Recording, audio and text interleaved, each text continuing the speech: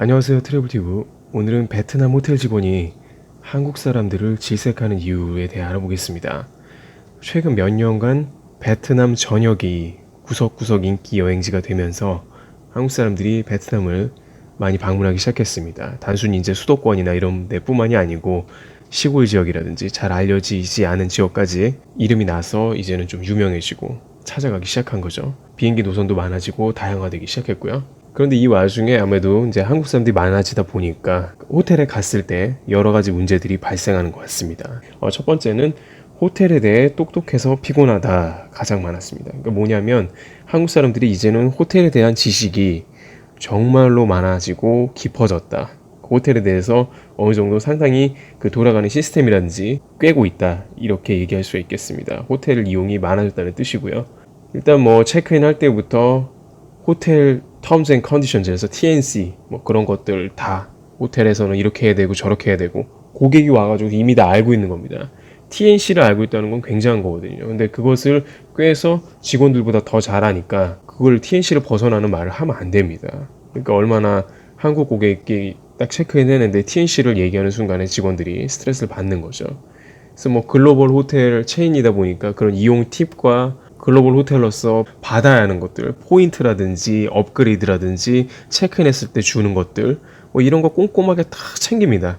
대부분 한국 사람들이라는 거죠. 이 호텔의 골드 레벨이고 이 호텔의 플래티넘 레벨인데 업그레이드가 이것밖에 안 되냐. 그런 단골 고객이라고 하죠. 로열티 고객들은 세계적으로 굉장히 많고 따지는 고객들이 꼭 그 일정 퍼센트는 있습니다만은 이것이 한두 명이 아니고 수십 명이 넘어가는데 그 사람들의 국적은 안타깝게도 한국인이다. 이런 이야기가 많았다는 것입니다. 그러니까 뭐 이제 이런 것들이 모여서 호텔에 대해서 너무 똑똑한 한국인들이 아마 피곤하게 된다. 피곤하게 되었다. 직원들이 곤란해졌다. 이런 얘기가 많이 나오는 것 같습니다.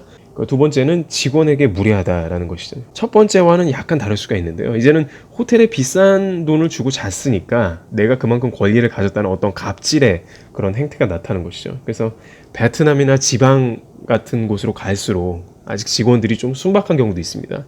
그러니까 뭐 직원들이 아주 깍듯이 잘해주고 또 순박해 보이니까 종 부리듯이 막 일을 시킨다 이거죠. 전화해가지고 뭐 가져와라 뭐 가져와라. 그리고 또 한국 사람들 특유의 빨리빨리 문화로 지연되는 걸 참지를 못합니다. 동남아 지방에서는 서비스 지연은 굉장히 잦은 일임에도 불구하고 한국에서처럼 직원이 빠릿하게 움직이길 원합니다. 빠릿빠릿하게요.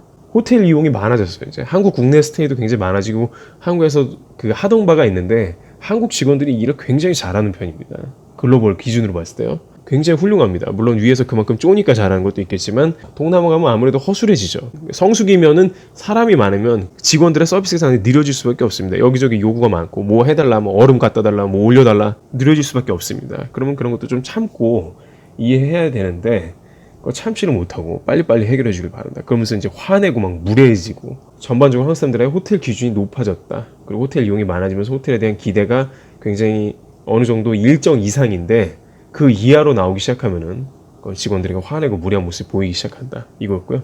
세 번째는 한국 사람들 방을 더럽게 사용한다. 그래서 그 호텔리어들의 공통된 이야기는 중국과 한국 손님들이 방에 왔다 가면 일부의 얘기긴 하지만 중국은 방이 쓰레기장이 되고 한국 손님은 정말로 식당같이 된다. 이런 얘기가 있어요. 그러니까 식당에서 식사한 것 그 다음에 그러니까 중국 사람들은 온갖 뭐 밖에서 사온 쓰레기 물품들은 막 다 뒤집박져 해가지고 뭐 말할 필요가 없고 한국 사람들은 방 안에서 취사를 많이 한다. 이게 많이 있습니다. 그 뭐 다 아시겠지만 컵라면 한국 컵라면 싸우죠. 싸워서 막 국물들 그대로 막 여기저기 방 안에다 놓고 그대로 치우지도 않고 나가버리고요. 그러면 그 또 컵라면에서 나는 냄새는 굉장히 심합니다. 유럽 같은 경우에는 일부 유럽 국가긴 하지만 그 방을 깨끗하게 냄새를 다 빼기 위해서 2, 3일을 비울 정도로 그렇게 청소를 합니다. 이게 심각한 문제죠. 호텔에서는 손해도 보고 그게 취사를 많이 한다고 소문이 나 있습니다. 그래서 가서 뭐 김치찌개 끓여 먹었는데 너무 좋았어요 이렇게 얘기하는데 사실은 호텔 입장에서는 굉장히 곤란한 그런 상황이 올 수도 있다. 쿠커 사용은 좀 주의해야 될 필요가 있고 일부 호텔에서는 아예 취사가 되지 않은 것으로 알고 있습니다. 네 번째는 이건 좀 부끄러운 얘기인데요. 업소 소개 부탁한다 했습니다. 베트남 같은 경우에는 마사지 업소가 많이 있습니다. 저렴하고 또 우리나라는 마사지를 받으는 게 비싼데 그 사람 뭐 하루 종일 마사지 받는다 마사지 좋아하는 사람들은요. 그렇게 소개받고 하는데 거기까지는 좋습니다만은 또 그 이상의 것을 요구하는 분들이 많이 계셔가지고요. 그런 것을 목적으로 관광을 가는 분들. 그래서 이런 동남아에서 성매매 관련 관광을 하는 걸로 한국은 사실 1등입니다. 1등. 그 1위, 불명예 1위를 안게 되었는데요. 무리한 요구를 또 직원들에게, 또 커넥션이 없냐, 뭐 좋은 데가 없냐, 내가 돈은 충분히 줄 테니까 좋은 곳으로 소개시켜 달라, 이런 식으로 또 직원들에게 그런 업소를 알아봐 달라고 요구를 하면서, 또 직원들은 그런 얘기를 듣는 것도 싫어 죽겠는데 그게 또 그런 업체까지 찾아봐 줘야 되나, 이런 생각을 하게 되는 거죠. 물론 한국 사람들이 베트남에 가가지고 베트남 특유의 안 좋은 것도 보고 옵니다만은, 그 베트남에서도 한국인을 보는 눈들이 일부에 국한되어 있습니다만은, 그런 한국인들의 어떤 전형적인 모습으로 굳어가지 않기를 바라면서요. 트래블 튜브 오늘 여기서 마치겠습니다. 감사합니다.